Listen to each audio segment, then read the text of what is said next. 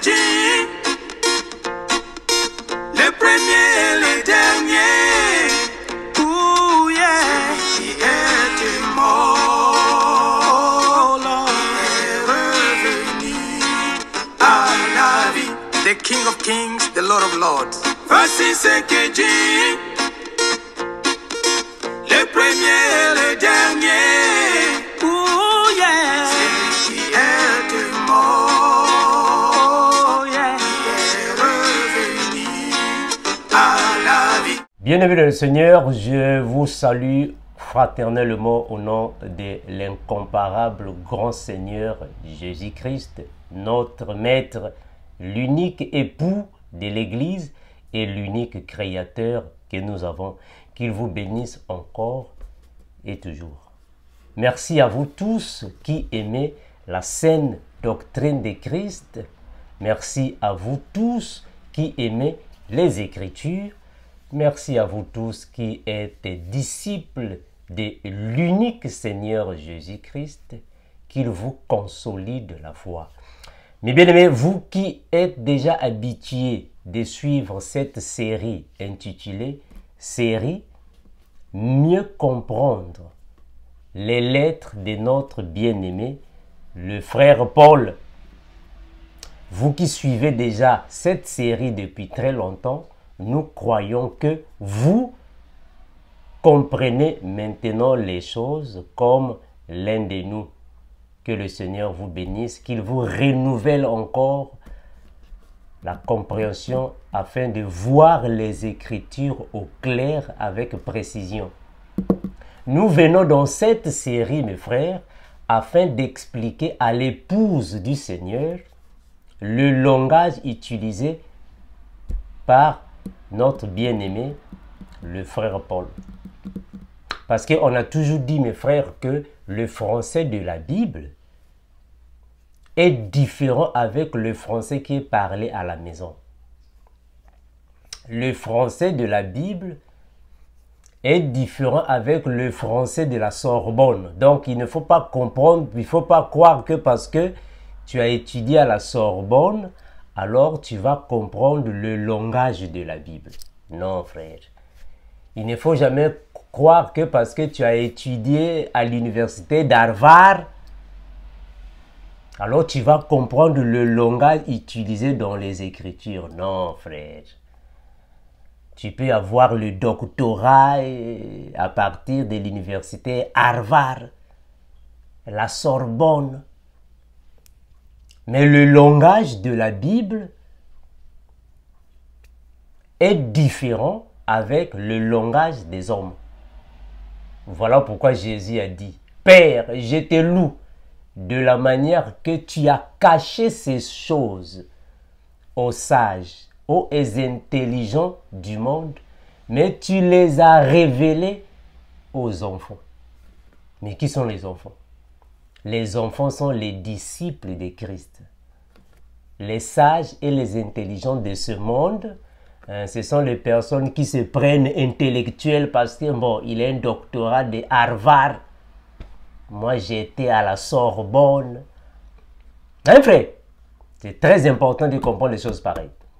Donc, quand le frère Paul, dans les Écritures, il est en train de dire que j'ai été crucifié avec Christ. Bon, mes frères, il ne faut jamais penser que non, frère Armando, donc Paul aussi, quand on avait crucifié Jésus, lui aussi était là.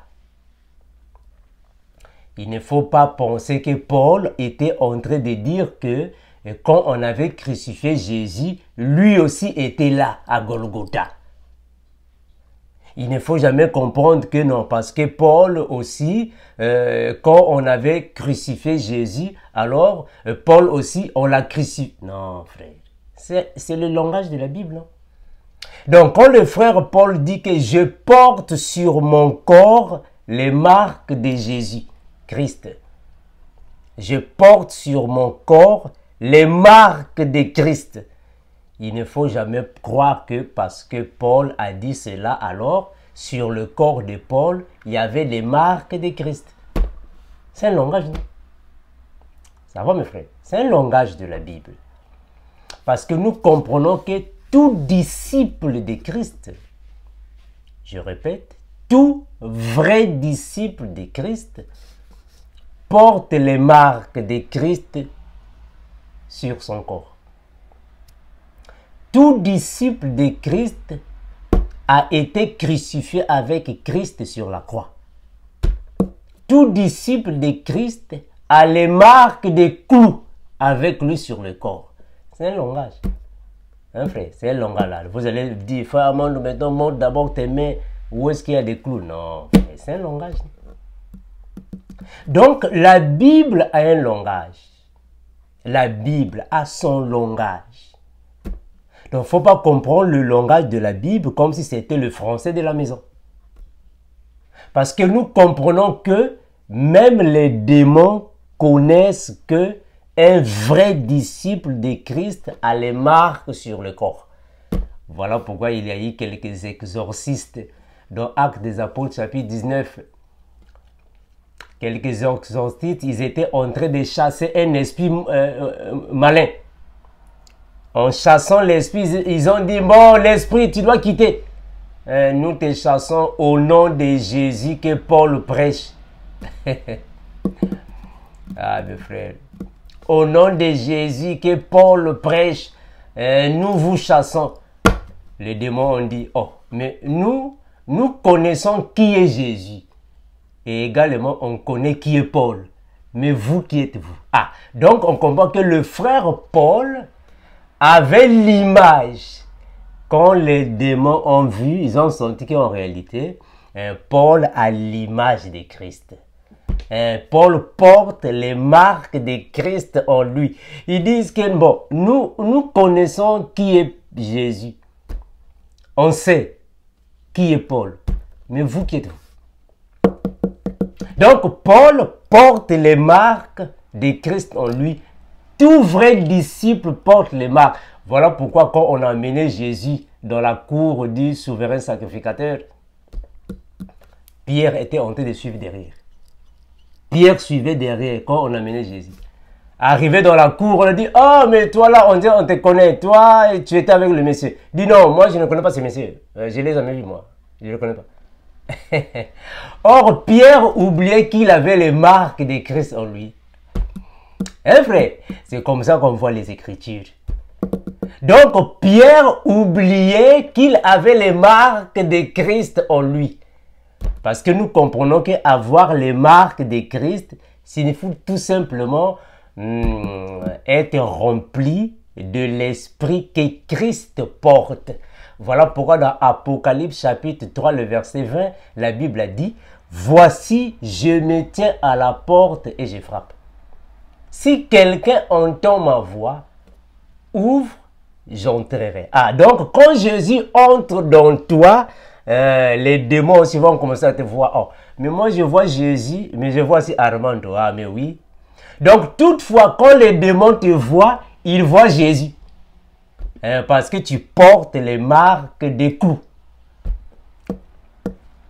Voilà pourquoi, quand les enfants d'Israël étaient en train de sonner des trompettes à la conquête de Jéricho, rappelez-vous dans la Bible,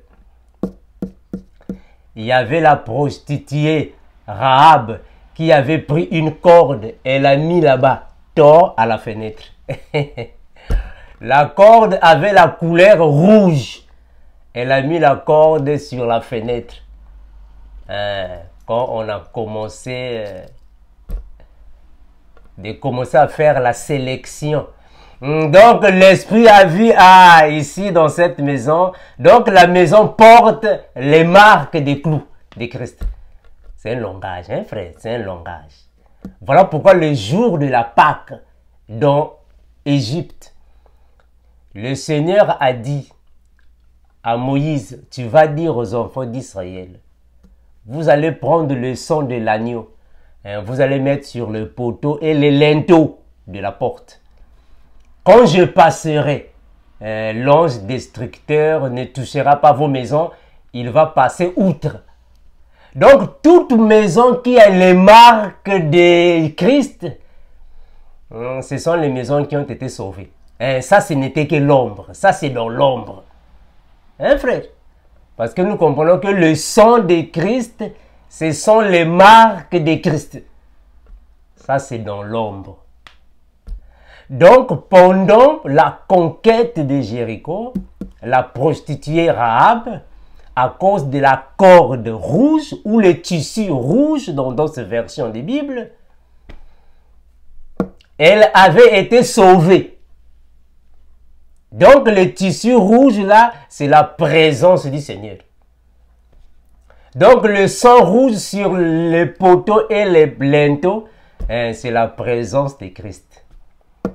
Voilà pourquoi Moïse, quand il était en train d'assister les enfants d'Israël en train de combattre, Moïse a mis les mains comme ça. Parce que Moïse était devenu fatigant. Moïse s'était fatigué. Il fallait soulever les mains de Moïse par Aaron et Hur. Donc, quand Aaron et Hur étaient en train de soulever les mains de Moïse, afin qu'Israël puisse avoir la victoire, donc nous comprenons que Moïse était en train de dessiner les marques de Christ.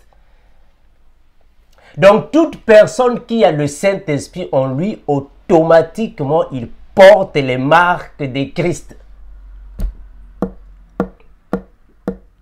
Donc, quand le frère Paul est en train de dire que j'ai été crucifié avec Christ et je porte les marques de Christ sur mon corps, il voulait tout simplement que ce n'est plus moi qui vis, mais c'est Christ qui vit en moi. Voilà pourquoi il a dit dans 2 Corinthiens chapitre 5, le verset 17, « Si quelqu'un est en Christ, il est une nouvelle créature. » Voilà. Les choses anciennes sont passées et voici toutes choses sont devenues nouvelles. Ah donc si hier tu étais dans la masturbation, mais aujourd'hui le Seigneur t'a purifié, alors ce n'est plus toi qui vis.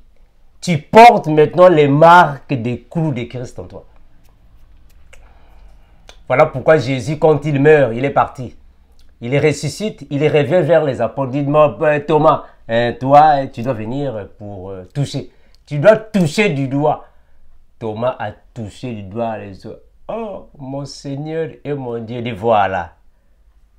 Parce que tu as vu et que tu as cru. Et heureux tous ceux qui ne m'ont pas vu, mais qui ont cru. Donc, nous comprenons que tout vrai disciple de Christ porte les marques de Christ.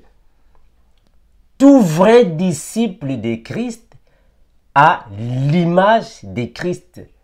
Et le frère Paul dira, « Soyez mes imitateurs, comme moi, suis imitateur de Christ. » Oh, mais on va être imitateur de quoi? De faire les tentes. Parce que le frère Paul faisait les tentes, nous aussi on va commencer à faire les tentes. Non. Est-ce que parce que Jésus n'avait pas de voiture, nous on ne va pas avoir de voiture? Est-ce que parce que Jésus voyageait à pied, nous aussi on va commencer? Non, frère. Être imitateur de Christ signifie tout simplement marcher selon l'esprit. Persévérer dans la foi. Vivre dans la sanctification. Mettre en pratique sa parole. Ça, c'est être imitateur de Christ. Ça va, frère? Donc, c'est un langage de la Bible. Donc, tout vrai disciple de Christ avait été crucifié avec Christ. Parce que nous crucifions tous les désirs de la chair sur la croix. Tout vrai enfant de Dieu a crucifié sa chair sur la croix. Donc, un enfant de Dieu ne peut plus vivre comme il vivait autrefois. Il doit vivre maintenant en nouveauté de vie. Parce que Christ habite maintenant en toi. Si je vis, ce n'est plus moi qui vis, mais c'est Christ qui vit en moi. Alors, donc, puisque Christ vit en moi, donc moi aussi, je porte les marques de Christ. Puisque Christ vit en moi, donc moi aussi, j'ai été crucifié avec lui. Puisque Christ vit en moi, donc je dois aussi marcher selon l'esprit. Ça va mes frères, c'est un langage. Donc il ne faut pas dire frère Armando.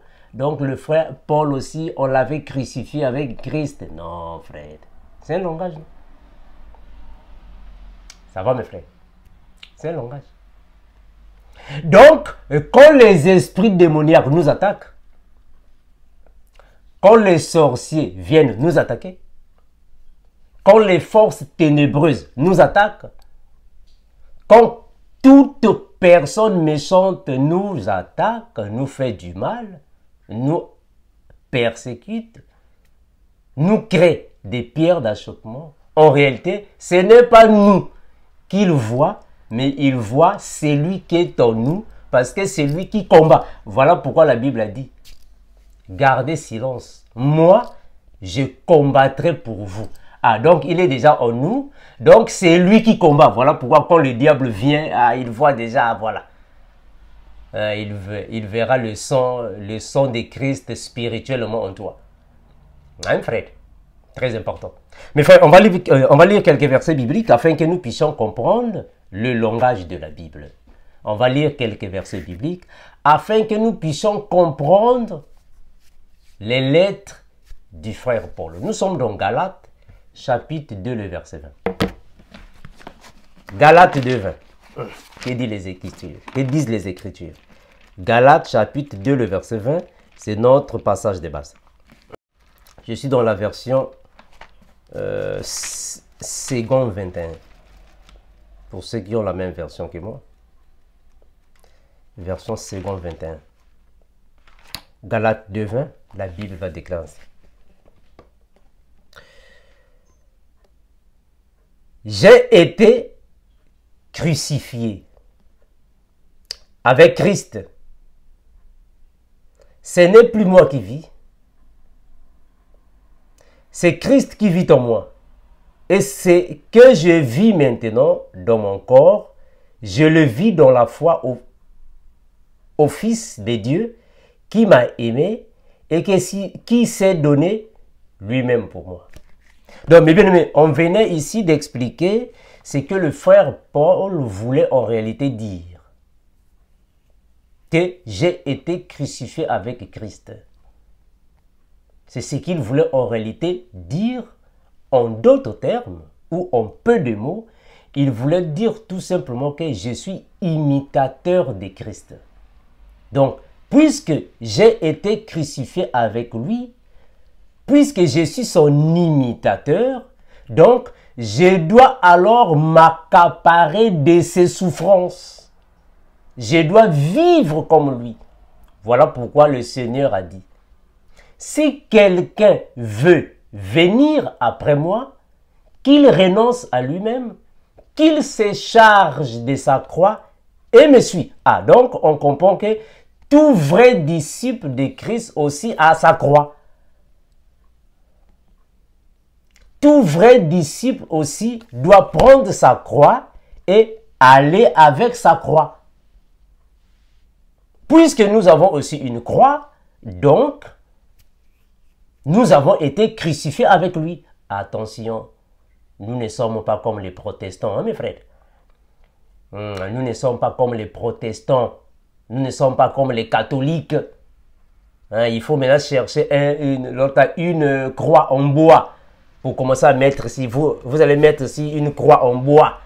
Oh non, parce que Jésus aussi a porté la croix.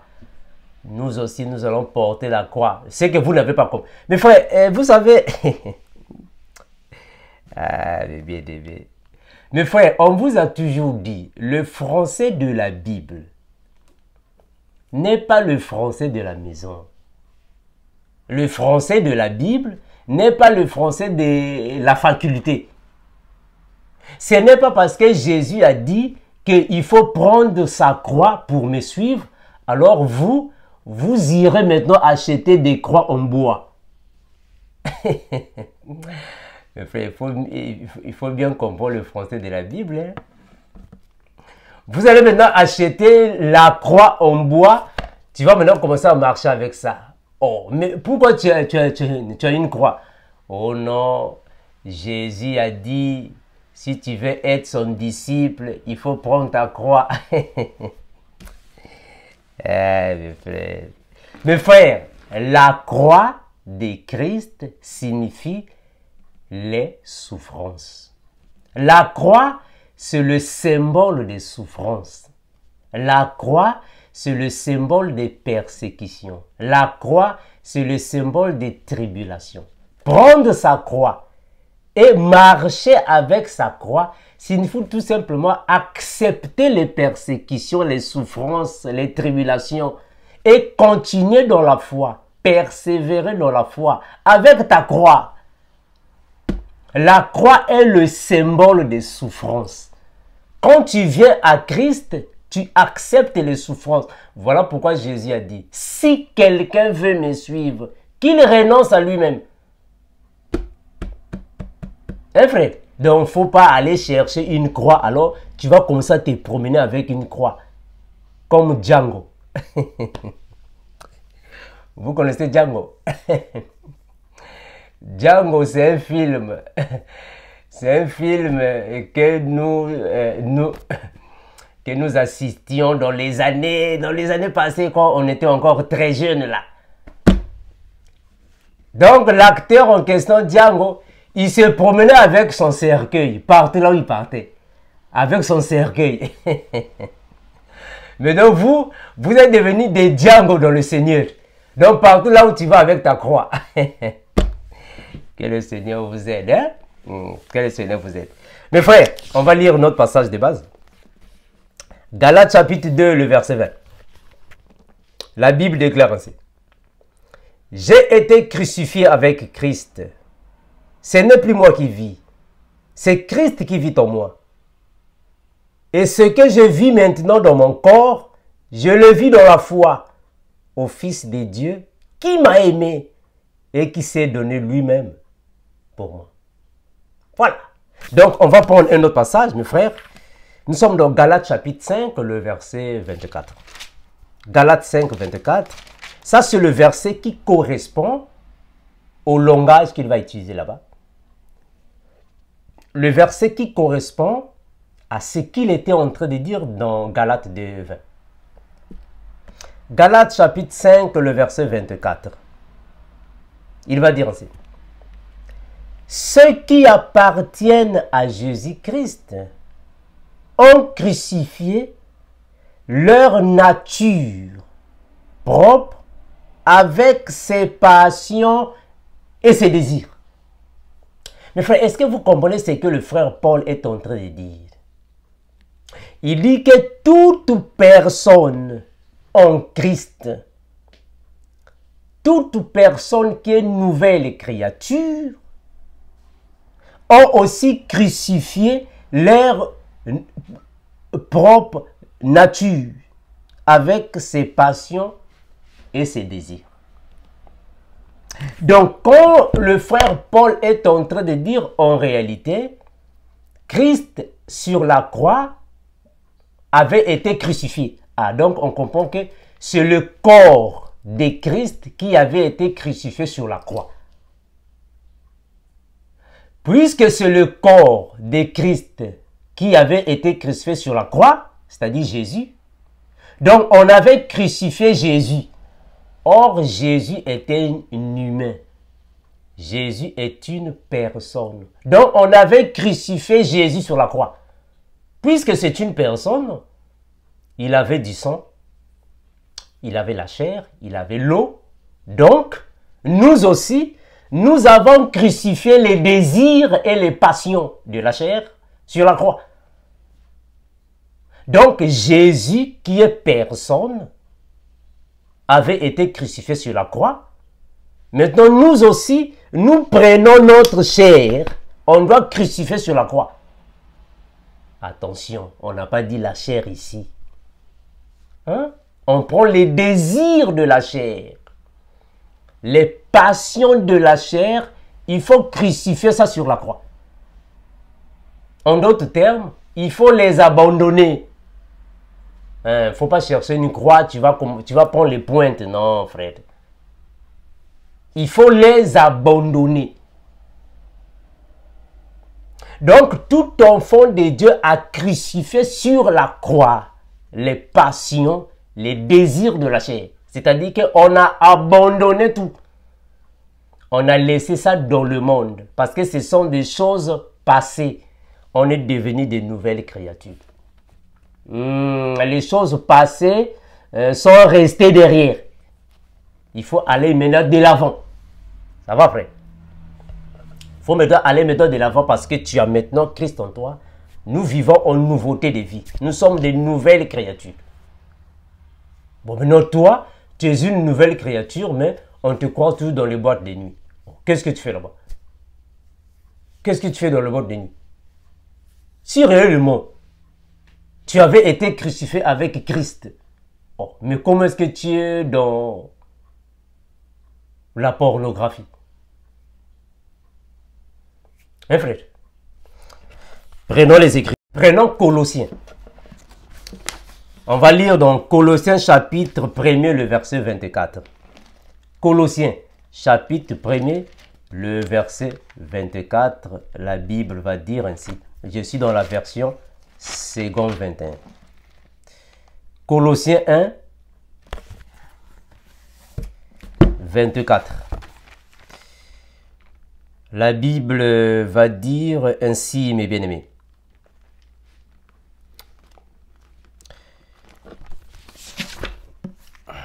Je vais prendre cette version.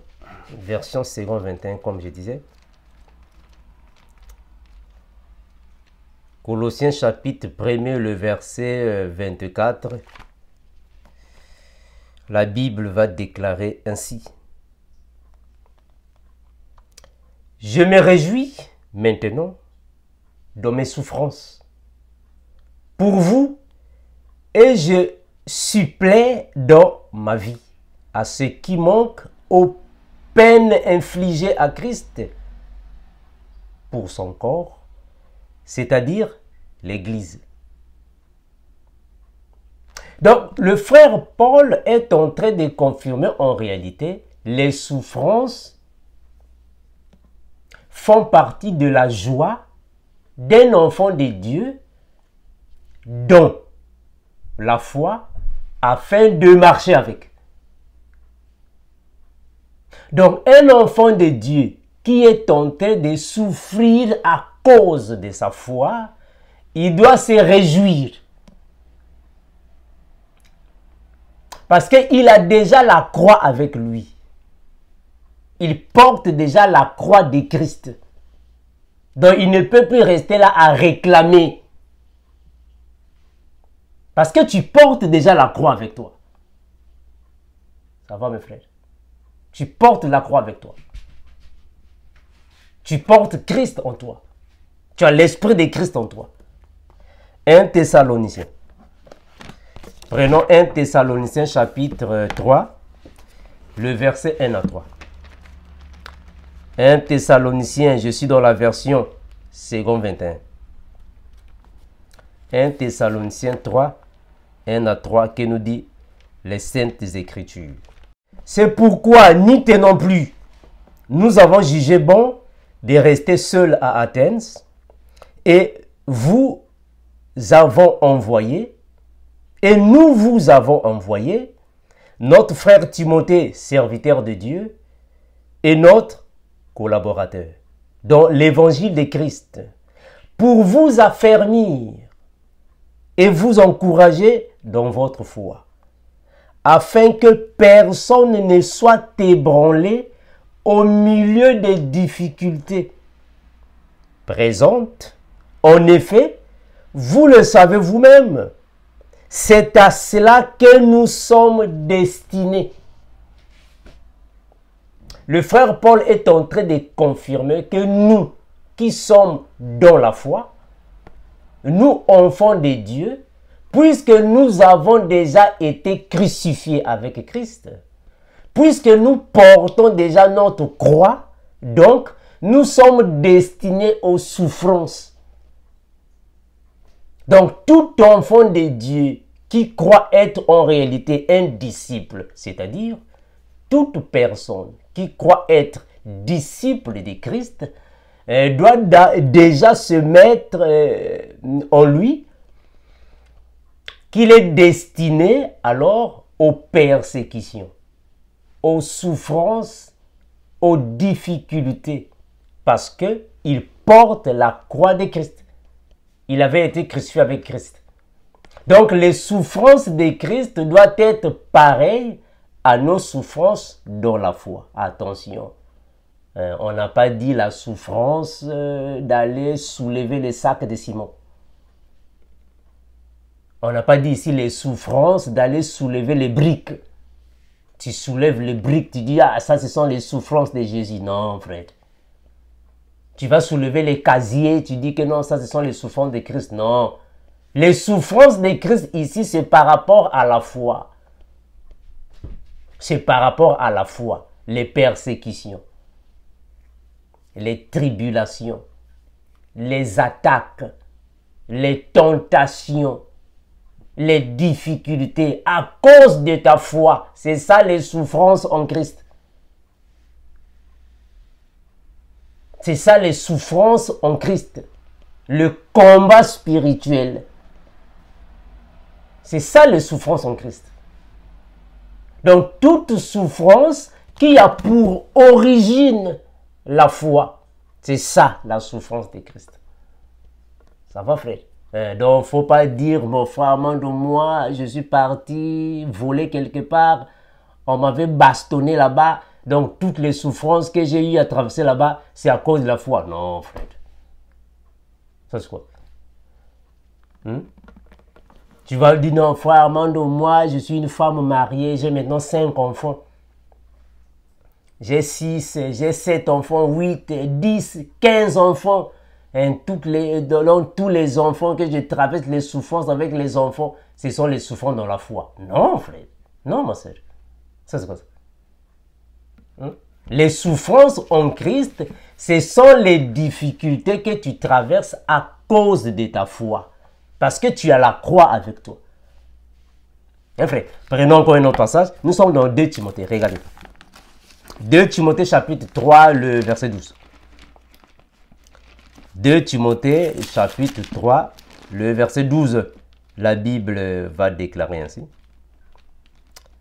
2 Timothée 3, 12.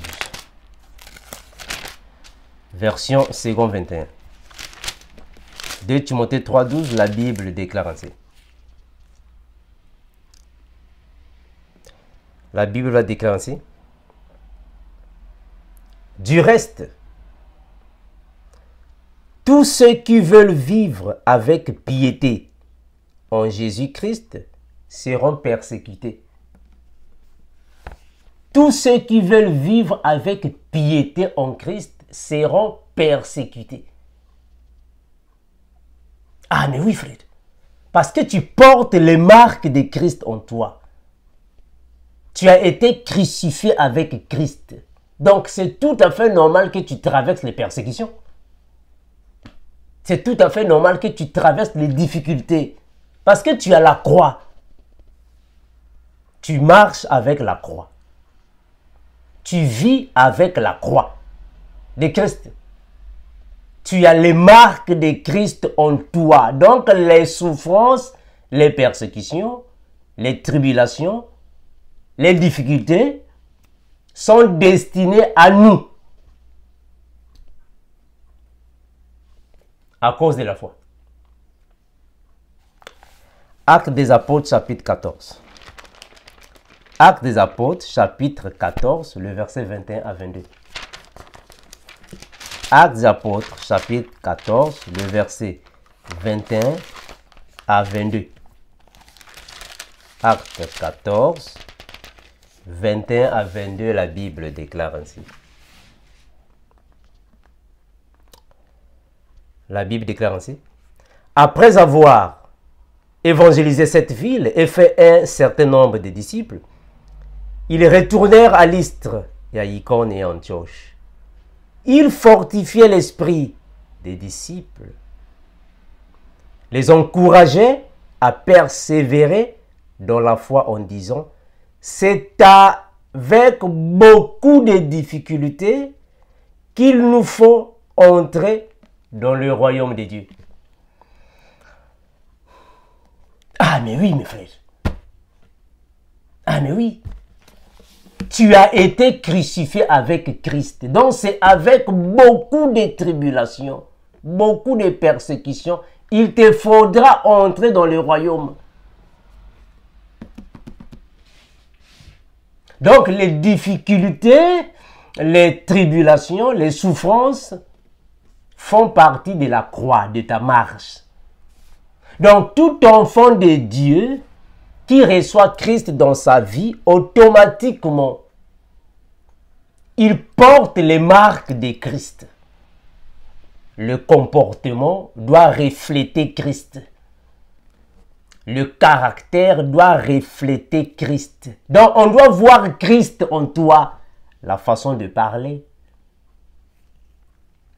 la façon de t'habiller, de te comporter. Voilà pourquoi la Bible dit que Dieu résiste aux orgueilleux.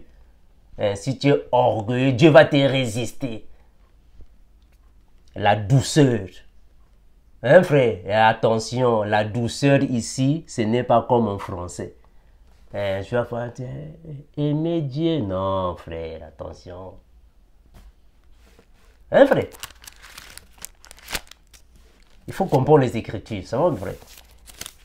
Donc, c'est à cause de ça, mes frères, que nous sommes destinés.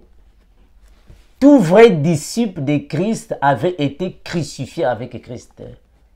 Donc, nous portons les marques de Christ en nous. Je vais relire ça. La Bible va dire ainsi. La Bible dit ainsi. La Bible va dire ainsi. Galates 6, 17. Que personne désormais ne me fasse de la peine, car je porte sur mon corps les marques de Christ. Gloire à Jésus. Je porte sur mon corps les marques de Christ. Je vais lire ça dans cette version. Frère, il faut comprendre le langage. Frère, le langage. Ici, c'est un langage. Cela ne signifie pas dire réellement que Paul, sur son corps, il y avait les marques de Christ. Non. C'est un langage. Galates 6, 17, version... version Good News Translation. À l'avenir, que personne ne me cause plus des difficultés, car les cicatrices que je porte sur mon corps prouvent que j'appartiens à Jésus. Très bien. Les cicatrices que je porte sur mon corps prouvent que j'appartiens à Jésus. Il a raison.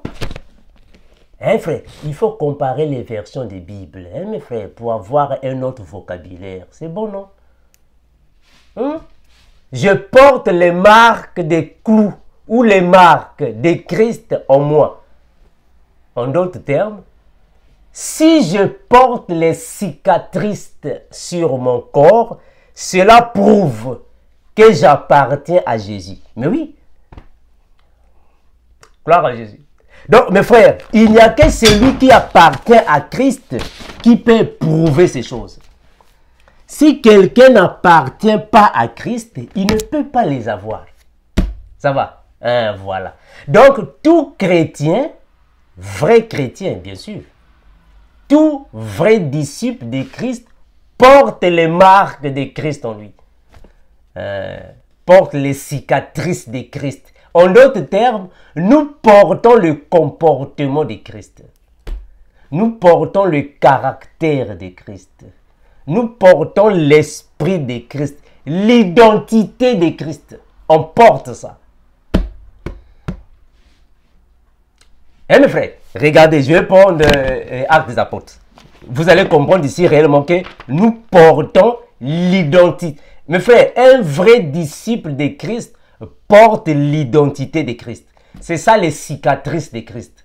Les marques de Christ en nous. Donc, il ne faut pas penser que vous allez nous voir avec les cicatrices sur le front. Non. Hein, frère, on n'a pas les cicatrices sur le front. Vous allez nous voir avec les marques des clous sur les paumes de main. Non, frère. C'est l'identité de Christ qui est en nous. Ça va? C'est ça, les marques de Christ. C'est l'identité que nous avons en nous. De Christ. Ça va? Donc, dès que les démons viennent nous attaquer, là, ah, ici, le grand maître est ici. L'incomparable, voilà. Regardez, je vais prendre Actes des Apôtres. Actes des Apôtres, chapitre 19. Actes des Apôtres, chapitre 19. On va lire du verset 13, puis on descend. Hein? Acte 19, le verset 13, on descend. La Bible dit ainsi. Acte 19, le verset 13, on descend. Quelques exorcistes juifs ambulants essayèrent de prononcer le nom du Seigneur Jésus sur ceux qui avaient des esprits mauvais. Ils disaient, nous vous conjurons par le Jésus et que Paul prêche. Ceux qui faisaient cela étaient 7 fils de Sheva, un juif, chef des prêtres. L'esprit mauvais leur répondit, je connais Jésus et je sais qui est Paul. Mais vous, qui êtes-vous? Voilà. Ah, bien aimé. Mes frères, celui qui a Christ en lui, quand les démons viennent, les sorciers viennent, les personnes méchantes viennent. Premièrement, ils viendront croiser l'incomparable. Ils vont d'abord croiser l'incomparable qui est là. Donc, ils vont se dire, bon, on connaît qui est Jésus, mais on connaît aussi qui est son serviteur. Parce que les démons nous connaissent. Les démons nous connaissent. Les démons nous connaissent. Même le diable, il nous connaît. Voilà pourquoi il est parti là-bas. Il est parti là-bas en haut. Le Seigneur l'a dit, oh, mais toi, Satan, d'où viens-tu? Oh, mais je viens de parcourir la terre. D'où viens-tu? Oh non, je viens de parcourir la terre. Oh, mais n'as-tu pas vu Job? Mon serviteur, il est intègre. Il dit, oh, mais parce que tu le protèges. Il faut me le livrer. Ah, donc Satan connaît qui est Job. Il connaît qui est Job. Il dit non, parce que tu le protèges. Ah, donc il connaît que Dieu le protège. Mes frères, ça va? Ah, mes frères. Donc Satan connaît en réalité que Dieu protège Job. Voilà pourquoi il dit, oh, mais parce que tu le protèges. Donc Satan connaît toute personne qui porte l'image de Jésus. Il les connaît. Les démons nous connaissent. Les sorciers nous connaissent. Le monde des ténèbres nous connaissent. Parce que nous avons Christ en nous. Voilà pourquoi le jour de la Pâque, les enfants d'Israël ont mis du sang sur les poteaux et les linteaux des portes. Quand les destructeurs passaient, ils passaient là, ils voyaient seulement, ah, ici dans cette maison, je ne peux pas toucher.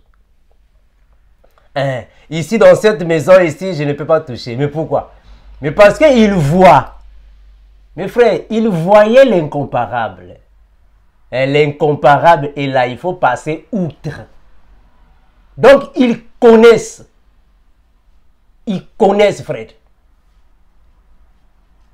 Donc, tout vrai disciple de Christ porte les cicatrices, les marques de Christ en lui. Il porte l'identité de Christ en lui. Donc, partout là où tu seras, les gens sauront que non, celui-là, non. Non, ça c'est un disciple de Jésus. Non, ça c'est un agneau. Non, celui-là, non, c'est un agneau. Ça va, un frère? Donc, quand le frère Paul est en train de dire que j'ai été crucifié avec Christ, et il ajoute que je porte sur mon corps les marques de Christ, c'est-à-dire que je porte sur mon corps les cicatrices de Christ qui prouvent que je lui appartiens. Mes frères, celui qui n'appartient pas à Christ ne peut jamais avoir les marques de Christ. Jamais. Celui qui n'appartient pas à Christ ne peut jamais avoir les cicatrices de Christ, l'identité de Christ. Non, tu ne lui appartiens pas. Tu ne lui appartiens pas. Voilà pourquoi Jésus a dit, mes brebis entendent ma voix. Est-ce que vous voyez ça? On va lire ça. Regardez. Mais non, toi, tu n'es pas brebis de Christ. Comment est-ce que tu vas entendre sa voix? Toi, tu n'es pas sa brebis. Je vais lire ça, regardez. Donc, Christ connaît ses brebis. Toute brebis de Christ qui porte ses marques, Christ la connaît. Je vais lire ça. Écoutez. La Bible va dire ainsi. La Bible dira ainsi. Nous sommes dans Jean. Jean 10, 27. Jean chapitre 10, verset 27. Mes brebis entendent ma voix. Je les connais. Je les connais. Et elles me suivent. Ah mais oui.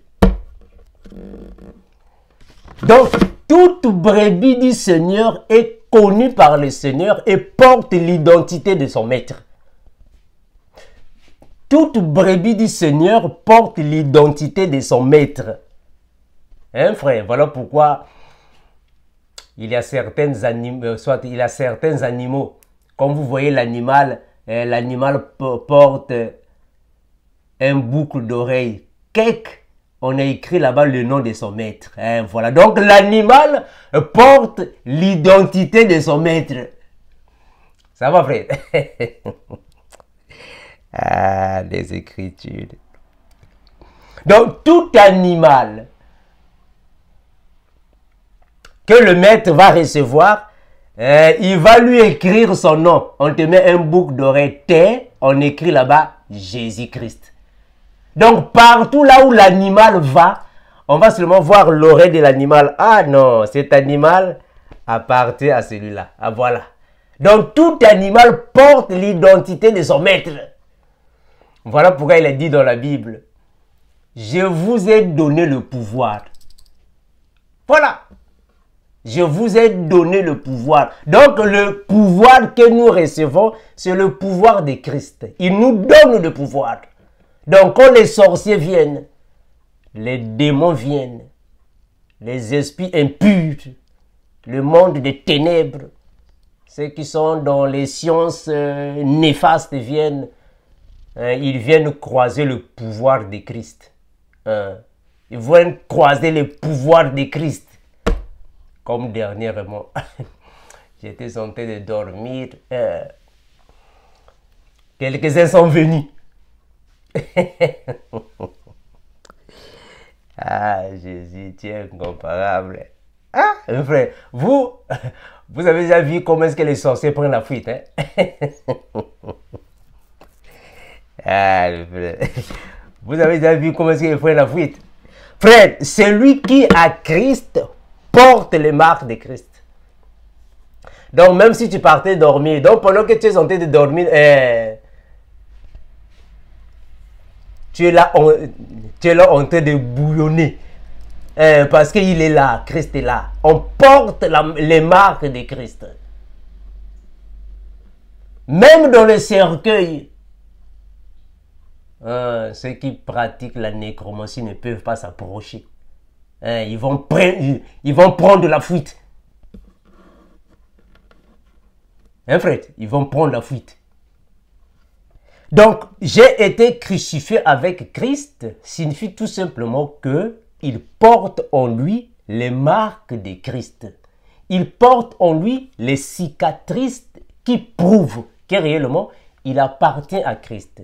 Cela signifie tout simplement que il porte le comportement de Christ. Il est imitateur de Christ. Il vit comme Christ. il participe aux souffrances de Christ. Puisqu'il participe aux souffrances de Christ, donc lui aussi, il est porteur de la croix. Si quelqu'un veut venir après moi, qu'il se renonce ou qu'il renonce à lui-même, qu'il se charge de sa croix.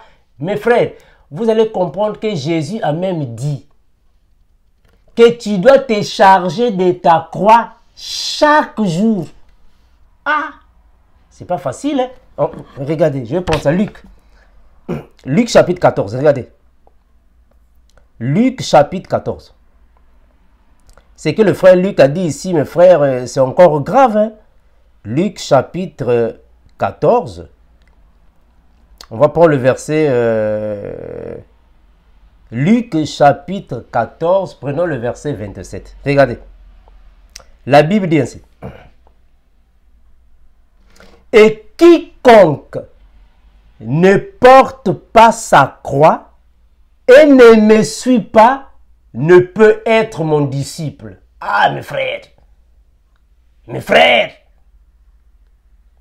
toute personne qui ne porte pas sa croix, tu n'es pas disciple de Jésus. Non, frère.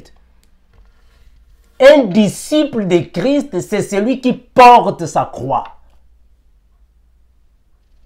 C'est lui qui est disciple de Christ. Or, porter la croix, c'est participer aux souffrances de Christ.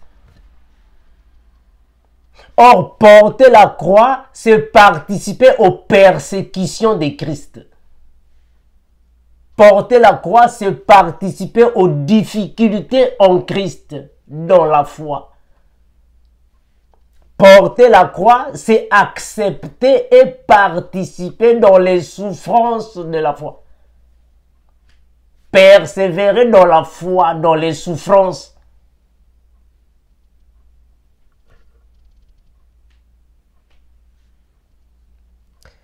Luc 9, 23. Luc chapitre 9, le verset 23. Mes frères, ça, c'est pas du gâteau, ça. C'est pas du gâteau. Hein, frère? Être un vrai disciple de Christ n'est pas donné à n'importe qui. Je répète ça. Être un vrai disciple de Christ n'est pas donné à n'importe qui. C'est un sacrifice. C'est un sacrifice. Un vrai disciple de Christ, c'est celui qui accepte les souffrances au nom de Jésus. C'est celui qui se prive. Tu te prives. Le samedi, pendant que les autres sont partis dans les fêtes, hein, pour aller danser, pour aller boire, pour aller dans les plaisirs du monde. Mais toi, tu dois te priver. Le dimanche, pendant que les autres sont partis dans les boîtes de nuit pour aller danser,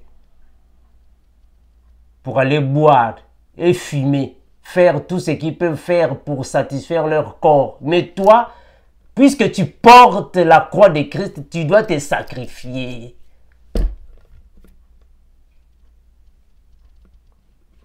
Pendant que les autres sont partis draguer les femmes, les autres sont partis chercher les hommes. Mais toi, avec ces désirs, tu dois rester là ferme dans la foi. Tu dois rester ferme dans la foi. Quels que soient les désirs viennent te brûler. Ferme dans la foi, fidèle au poste. Tu ne peux pas céder. Tu ne peux pas céder. Tu dois rester là ferme dans la foi. Pendant que les autres sont tentés de voler, de draguer les femmes, courir derrière les femmes, toi tu restes là, fidèle au poste. Tu dois accepter ça. Ça c'est la croix. Hein mes frères? En Christ, ça c'est la croix. Donc tu acceptes Christ. Tu acceptes les souffrances. Tu te prives. Voilà pourquoi la Bible a dit: les désirs de la chair sont opposés à ceux de l'esprit. Mais oui, si ton corps veut fumer la cigarette, tu dois te priver. Si ton corps veut se masturber, tu dois te priver. Ton corps veut aller danser ndombolo, tu te prives. Ton corps veut aller draguer les femmes, tu te prives. Ça, c'est un disciple. Et ça, c'est le disciple de Christ. C'est lui qui accepte de souffrir à cause de Christ. Tu acceptes les souffrances pour Jésus. Ça, c'est le disciple. Et c'est chaque jour. Ce n'est pas seulement aujourd'hui, tu es dans la foi, tu résistes, et demain tu tombes. Après demain là-bas, tu te relèves, tu dis non frère, c'est chaque jour. Luc chapitre 9. Luc chapitre 9, regardez, on va prendre ça. Luc chapitre 9, écoutez ce que la Bible dit. Le verset 23. Luc chapitre 9, le verset 23. La Bible va déclarer ainsi. Et puis, le Seigneur dit, si quelqu'un veut venir après moi, qu'il renonce à lui-même, qu'il se charge chaque jour de sa croix. Je pèse sur le mot chaque jour. Hein, frère? Si quelqu'un veut me suivre, qu'il renonce premièrement à lui-même. Qu'il se charge de sa croix chaque jour. Jusqu'à la fin de ta vie. Hein, tu dois te priver des désirs de la chair. Tu te prives. Tu vois beaucoup de femmes passer. Ouah, ouah, ouah. Hein, toi, tu dois te priver. Tu dois te priver. On te propose de l'argent pour faire les mafias. Tu dois te priver. Tu vois les femmes passer de gauche à droite. Papa, Yvette va passer, Priska, Mado, Mélanie, Chancel Vie. Toi, tu dois te priver. Hein, tu te prives. Mais frère, il faut blaguer avec être chrétien. Hein? Ah, vous blaguez avec ça. C'est un sacrifice, frère. Parce que tu portes en toi les marques de Christ. Tu portes les marques de Christ en toi. Donc tu dois vivre comme Christ. Tu dois être son imitateur. Accepter de souffrir pour lui. Version Good News Translation. Luc chapitre 14, le verset 27. Luc 14, 27. La Bible va dire ainsi. Luc 14, 27. La Bible va déclarer ainsi, je suis dans la version Good News Translation. Luc 14, 27.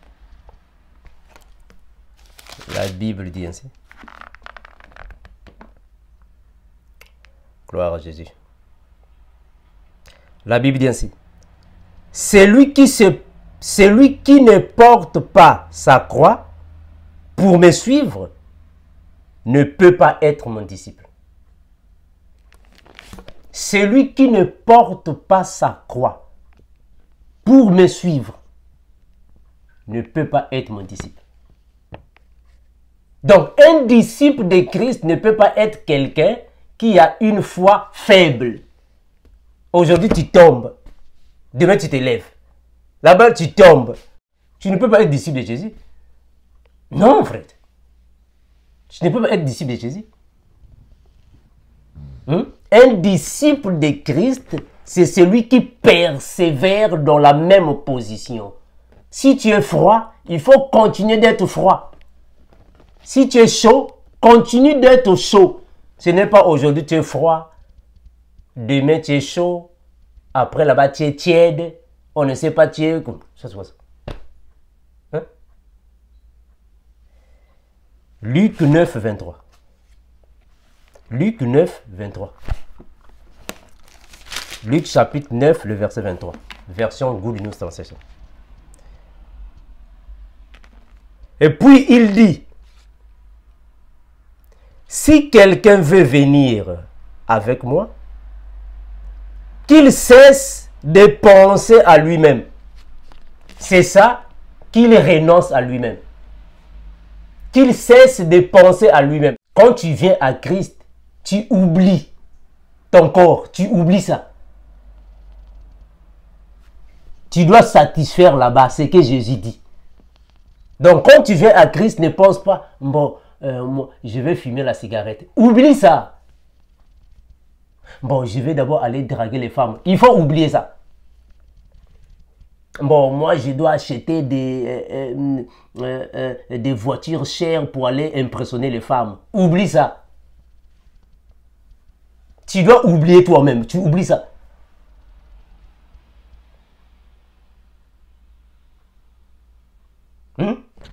Ça, c'est être chrétien. Un disciple de Christ. Mais frère, ce n'est pas donné à n'importe qui. Hein. Être disciple de Christ n'est pas donné à n'importe qui. C'est un sacrifice.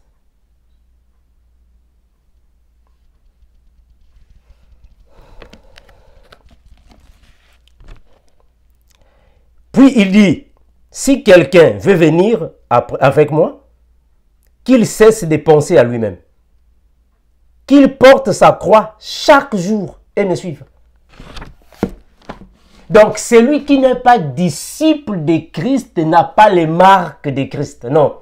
Celui qui est dans le péché ne porte pas les marques de Christ. Non.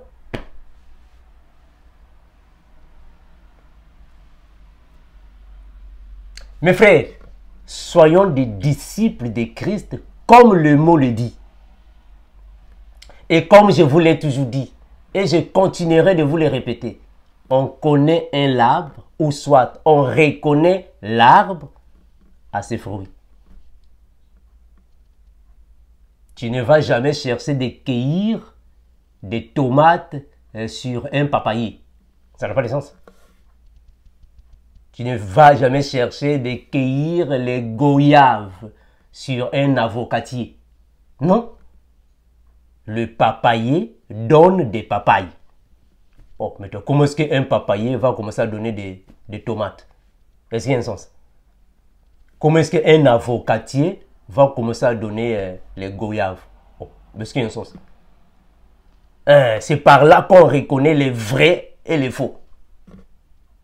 On reconnaît les vrais par les traces de Christ, les marques de Christ en lui.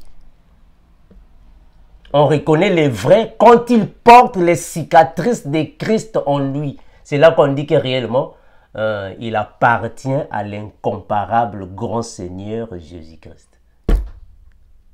Mes frères, que le Seigneur vous bénisse encore et toujours, afin que vous puissiez voir les Écritures comme l'un de nous. Comme nous disons, et nous continuerons de vous redire les choses habituelles et salutaires. Maranatha, l'unique Seigneur, l'unique Maître, l'unique époux, l'unique Dieu créateur, Jésus-Christ, il revient bientôt, il va prendre les vierges sages et pouf, nous sommes partis au paradis. Bon, maintenant, vous qui allez rester sur la terre, l'Antichrist va gérer vos vies. Il va vous mettre dans des conditions atroces. Vous allez passer des moments difficiles. C'est alors que vous allez commencer à chercher. Mais le frère Armand est parti où? Le frère, partez dans Vérité sans cesse. Pouf, YouTube va effacer toutes les vidéos des chrétiens. Le temps arrive. Dans YouTube, on ne va plus parler de Jésus. On va effacer toutes les vidéos des chrétiens. Effacez ça. Ça va seulement rester là-bas les vidéos de TikTok, là où les femmes sont en train de bouger leur corps, les films porno. C'est ça qui va rester là-bas. Le temps arrive. Celui qui parlera de Jésus-Christ, on te tue. Le temps arrive. Maintenant, toi, tu vas rester, tu vas écouter la parole de Dieu à qui? Il n'y aura plus de ministres. Les vrais ministres vont partir. Les vrais ministres, nous sommes partis. Frère, que le Seigneur vous aide, frère. Franchement, hein? Que le Seigneur vous aide, frère. Que le Seigneur vous aide. Parce que ce que nous voyons dans vos églises là. Ah! Oh, frère. Mais frère, que le Seigneur vous aide. Nous croyons que le Seigneur connaît ses brebis et qu'il vous consolide la foi comme l'un de nous. Maranatha. Ciao. Voici ce que dit les premiers et les derniers. Ouh, yeah. Qui était mort, est revenu à la vie. The King of Kings, the Lord of Lords. Voici ce que dit les premiers